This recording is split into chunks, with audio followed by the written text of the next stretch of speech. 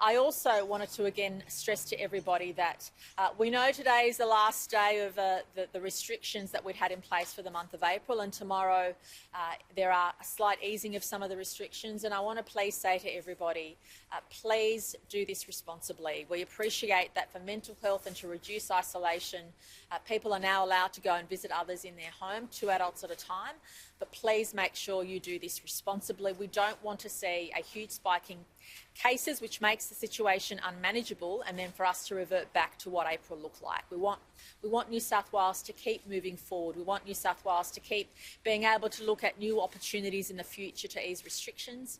And I have confidence that everybody will respect what we've put in place from tomorrow so that we can all move forward together and in a pleasing way. And that's certainly my hope and my anticipation for the month of May. As you know, there'll be 3 big changes in May. Schools will be going back in a considerable way. Obviously, the restrictions on visiting others in other people's households. And again, on that point, can I stress, have conversations in your family, have conversations with your friends. If you're visiting people who are vulnerable, if you're visiting older people, you may still choose not to visit based on your circumstances and theirs. So please make sure you have those conversations. And obviously, as we've been advised and as we can tell through the data that we're getting, a number of retail outlets who were previously closed have chosen to either reopen or commence reopening. So if you are visiting one of those retail outlets, please make sure you exercise social distancing, and the proprietors or the managers themselves know that they've got responsibilities in terms of ensuring their retail space has that social distancing in place, as well as other hygiene measures if appropriate. So please heed to those rules, those restrictions moving forward. And I have confidence that if we all stick together and make these changes in May, that there'll be other opportunities for us in the near future to have greater freedoms and greater opportunities to get back to some of the things we were used to doing before the restrictions came into place. But we appreciate, and my government is absolutely focused on supporting people during this difficult time. We have a particular focus on our economic recovery, restoring jobs, and making sure that people consider what life might be like through the pandemic, but also afterwards. And one of the key things we'd announced were 21 new TAFE courses. I was blown away by the number of people who've taken up that opportunity. In just the last couple of weeks, we've had 85,000 people commit to those courses.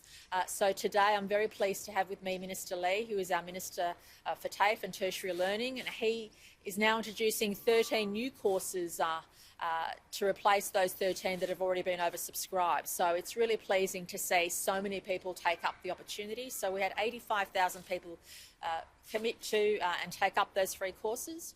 And so now we've got an additional 13 new courses to replace 13 other ones that were oversubscribed, to allow people in areas like digital coding and cybersecurity and other things, areas which we know there'll be jobs at or jobs in moving forward, and this is really encouraging for people. So if you want to consider reskilling or getting your qualifications going whilst you might be at home, this is a great time to do that. So please consider taking up an opportunity. And again, we were very pleasantly surprised by the take-up, and I want to commend Minister Lee and everyone in TAFE for supporting these courses, and to know that so many people have got these extra qualifications while the restrictions are in place is heartening.